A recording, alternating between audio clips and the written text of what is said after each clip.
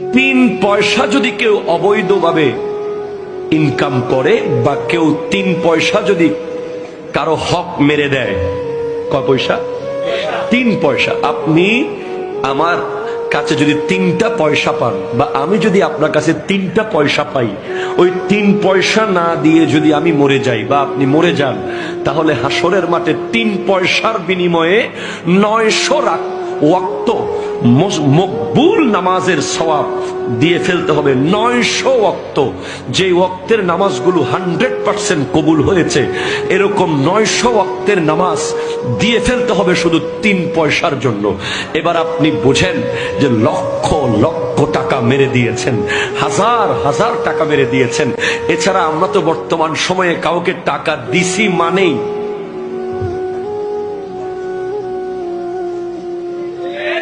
কথা কোন ঠিক কিনা বলেন না।